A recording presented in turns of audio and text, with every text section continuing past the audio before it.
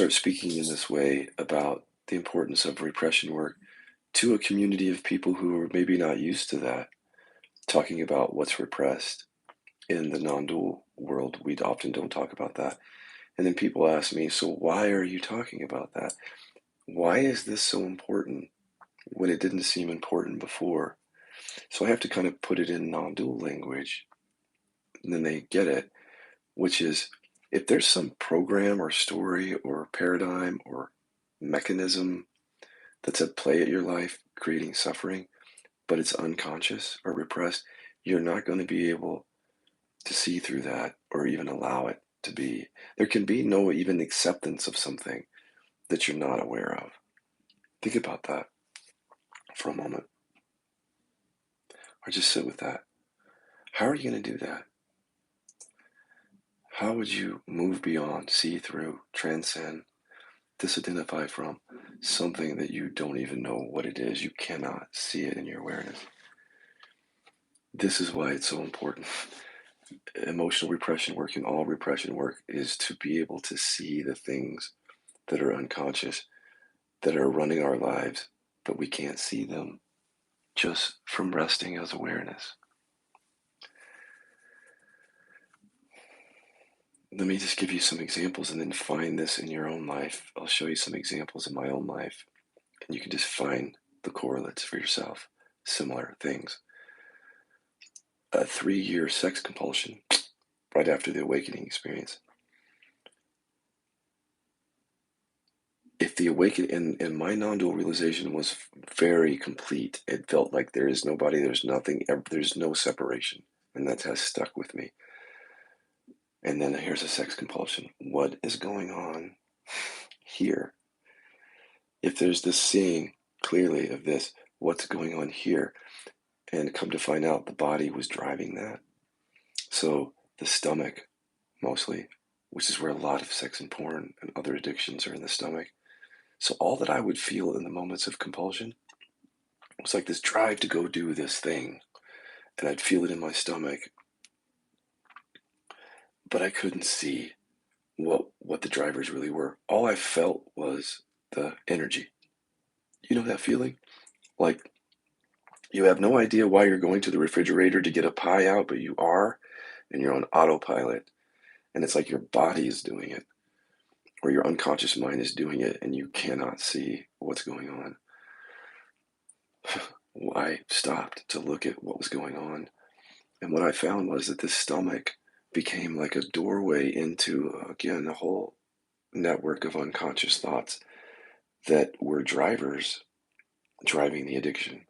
So as I went into inquiry, I saw shame that did not show up in the non-dual realization because I wasn't inquiring into it. It remained repressed because the standard pointer is be awareness. Everything is just an appearance to that.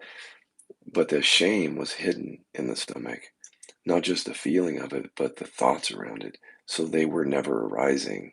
Like even when I would act on some compulsion before the awakening, they weren't arising. And then because it was repressed, even after the awakening, it wasn't arising. I couldn't see it. I just felt the stomach and I did the thing. So as I stopped to look and I went into feeling into the stomach and pulling up the stories through mining, starting there, and later on through inquiry, what I found is what was driving that compulsion was shame, the feeling of it, the energy of it, and words and images from the past around it, like sexuality is wrong, I'm bad, no one should know this, I should keep this a secret. All this stuff, shame, secrecy, hiding, all coming into awareness now. And as I'm seeing those things, the stomach was dissolving as I was seeing it all. And then I also encountered deficiency stories, which are connected to shame. So people ask me, how can that happen? How can you have a non-dual realization and still on some level believe a deficiency story? And my answer is because this is unconscious stuff. Like sitting in awareness, just being awareness is not going to show you all the unconscious networks of thoughts connected to a deficiency story. The only way that you've been able to be here on earth with the deficiency story is to not be able to see it. Because in not seeing it, that's how it remains alive. So how can you have a non-dual realization and not see it? The body, for one thing. So just like with shame, the body holds the old wounds. We even sometimes call it the deficiency wound. It's a woundedness, an anger, a hurt, an upset, a pain that gets triggered over and over, but it doesn't necessarily show you the programming. You might see a couple of thoughts like, I'm unlovable. Okay, you're unlovable. That's not happening by itself. There's a whole series of thoughts and memories that are connected to it. But if you can't see it, it just remains unconscious. And in the case of addiction, it was driving me towards certain kinds of sex. Illuminating that, and I'm just being totally transparent because I've already told you all this. My sex thing was BDSM. Most of you know what that is. Go look it up if you don't. In BDSM, it's a power dynamic. So I was interested in being dominated. And just tell you, I'm not ashamed of that. So here it is. That was my thing, being dominated sexually. That wasn't happening in a vacuum, but I couldn't see why I was so interested in that. All I felt was like stomach, and I want to do that. As I stopped to inquire, I found like a strand of thinking that was still connected to I'm unlovable, and it had a little connection to it to I deserve to be punished. And because I didn't have inquiry before the awakening, this kind of inquiry, it just remained dormant. Couldn't get into the body deeply, but the compulsion brought that body to the surface, that contraction, and then here comes the story. I deserve to be punished. And that story was activated during the times of compulsive thinking. So I would stop before I acted out on the compulsion and even after, and I would pull that up, seeing the story, I deserve to be punished, seeing all the elements of it. And then when we developed KI with reverse inquiry, hello, that just changed everything because then these inquiries are designed to pull up almost like every nook and cranny of it. So as that story dissolved of needing to be punished and the story dissolved, I'm unlovable, guess what happened? And the shame. I have no interest today in BDSM. I have a tattoo right here just to memorialize this refers to BDSM. I do that to remember that the compulsion fell away, that shame was dealt with, and I don't have any shame on it. So I'm going to wear it on my shoulder, but I don't feel it anymore. And I have tested it out. I've gone on gay dating sites and I'm looking for the right person who might fulfill a fantasy, and there's nothing. And that's freedom, completely freedom. But it's also for the ego, it's like, that's scary because I built my whole identity around this, and these addictions have become my identity and my toys. So it's like you're taking it away. But if you see the amount of suffering that comes with believing these things, even if you're getting some pleasure out of it through an addiction, you'll see and you'll be ready to look at this. Or if you're not ready now, life has a way of bringing the suffering to you, doesn't it? It's like if you avoid something, it just like it brings it slowly or even quickly right to your face, like it did with the sex compulsion for me. Find that in your own experience of what I'm saying about this, which is you cannot transcend, allow, accept, move through that which you can't see. There's deficiency stories, there's shame. Now, here's another one. Find this in your own experience. And I've said this before, I'll say it again. Anger was repressed in me. So before the non-dual realization, my anger would come up as like upset or irritation or frustration, but never full-on rage or anger. That wasn't available to me. So the non-dual pointers that said rest and be with what is never touched any of that because anger repression wasn't what is. It wasn't arising, it was repressed. And then whatever we repress or avoid or bypass has a way of just coming right back into our life in some way until we pay attention to it. So for the anger repression, it wasn't sex that brought it to me. It was enormous physical pain from the anger repression. Um, and resting and allowing what is didn't get at any of it or much of it. Even once I knew that, I had to use inquiry that skillfully brought up the unconscious thoughts of the repression that weren't showing up. There was no way for me to transcend, allow, disidentify from anger, rage, or hatred if I couldn't see it. So I had to be able to see it and feel it. And that's where the repression work comes in, to then have access to these thoughts and feelings. And then once you have access to them, they're actually arising, then you can allow, accept, transcend, disidentify from. There you go. Now, those are just my stories. For everybody that I've worked with has similar stories at this point, especially folks who've had realization happen. They are reporting to me, and we're discovering in sessions the same thing, but with different content. So somebody might come to me and anger repression is not their thing, but they've repressed love and joy, or they've just avoided looking at a trauma for a long time. The content is different, but the structure is the same. Structure versus content. Content, it means there can be millions of variations of words and pictures that come across or feelings, but the structure is always the same for us. So, in other words, we all have this innate awareness we can look from. That's something we all share. It's part of the structure of our experience. It's there for all of us. And what's also there for all of us is the mind body connection, the structure. So, what we call the Velcro effect. So, with all of our suffering, or most of it, there's a mind body connection. That's the structure of our experience. So, my structure, the mind body connection, part of it was that anger was repressed in the body, and then the story of repression was in the mind but unconscious. There's still a mind body connection there.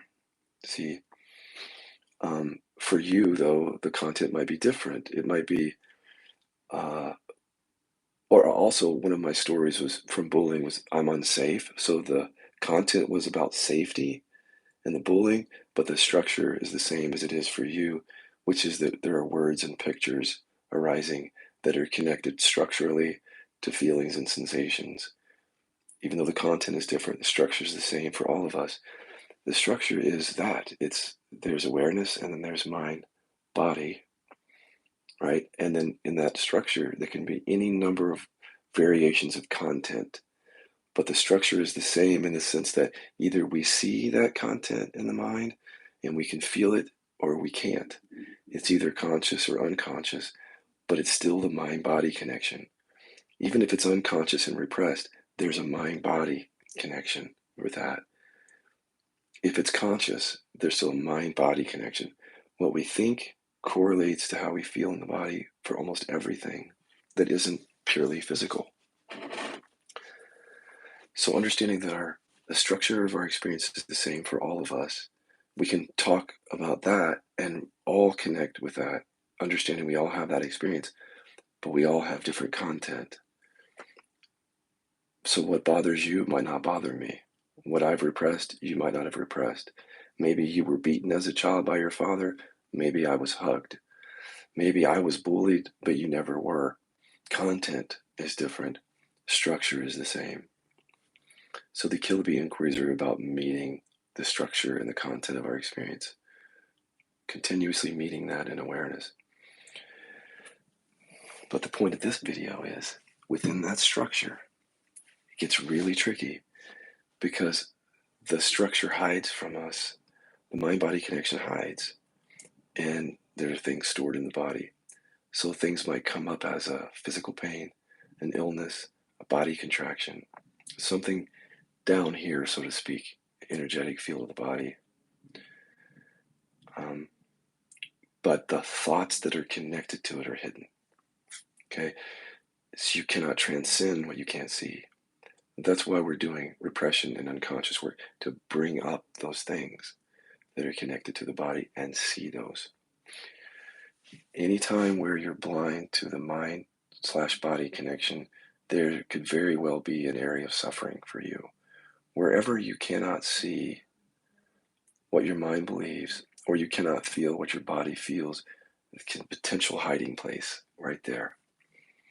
And for me, the hiding place resulted in the sex compulsion, and the hiding resulted in anger, repression, chronic pain. For you, it may be that now you have cancer. Now you have an enormously contracted heart or stomach. It's essentially the same thing, though. Something is unconscious in the mind body connection. The Kiloby inquiries are designed to get at that. Okay. Oh gosh, everybody's active today. Is there a sweet spot somewhere between the intentionally encouraging pain to arise and allowing the healing and peace? Oh, that's a good one. Let me try that again. It fades on me. Is there a sweet spot somewhere between the intentionally encouraging pain to arise and allowing the healing and peace and gentleness somatically? Wow. Thank you for that. That's a really informed question. Thank you, Nick. Is there a sweet spot?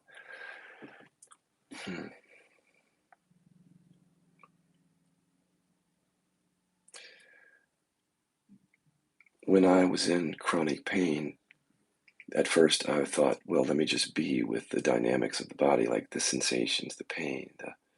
Let me just be with that and gently allow that.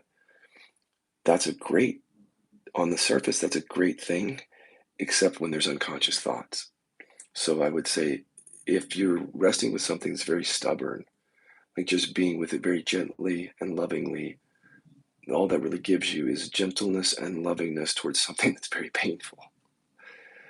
And the pain is likely coming from the unconscious thoughts, what you're believing.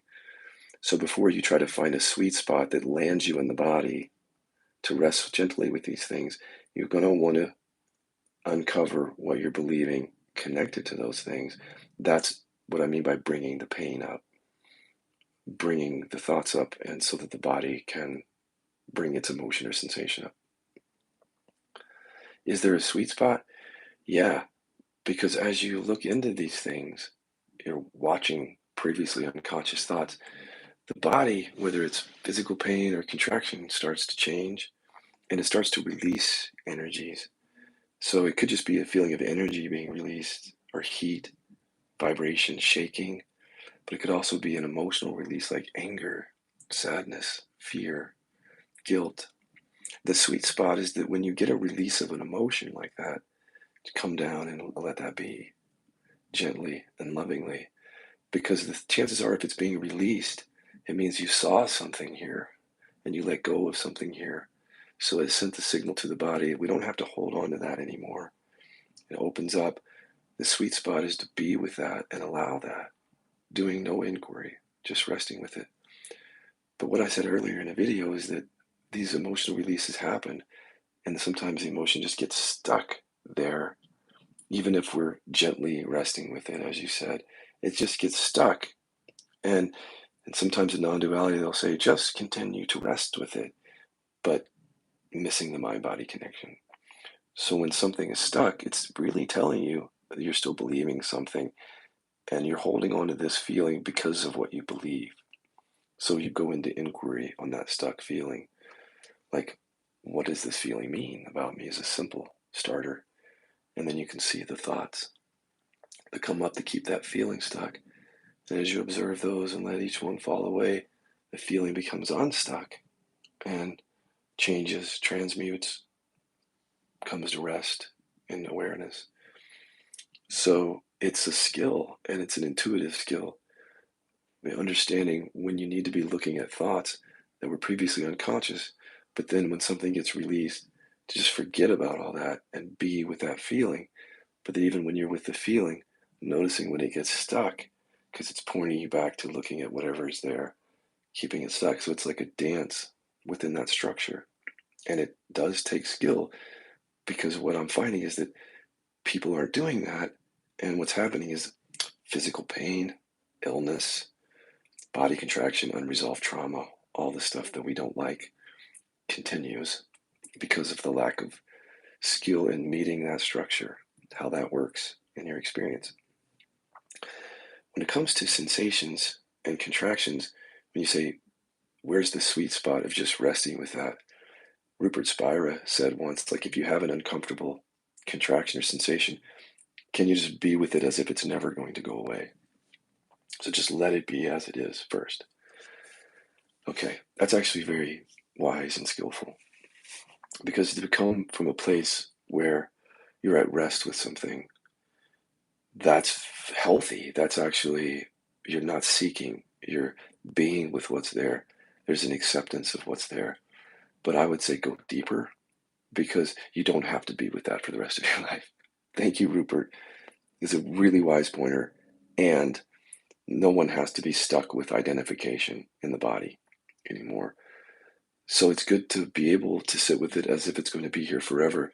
But then a little bit of investigation will show you why it's there.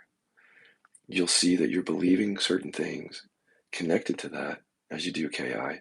And you'll also see that those beliefs have utilities. There's a usefulness around that. Like, I believe that I'm unlovable, and that's how I survived. That's who I am. That's how I got love in the world.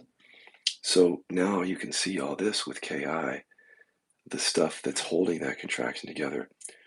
So where's the sweet spot? Back to Nick's question. Well, Rupert is pointing to one sweet spot, which is, can I just be with this sensation as it is? Great. Now I can be with it as it is, or however I have to change the way I'm relating to that, to be with it as it is and allowing it as it is. There's a sweet spot there in just the acceptance of that.